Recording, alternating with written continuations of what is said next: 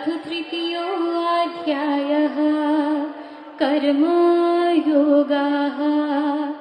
श्रीभगवानुवाच श्रेयान् स्वधर्मो विगुणः परधर्मस्वनुष्ठितात् स्वधर्मे निधनं श्रेयः परधर्मो भयावहः।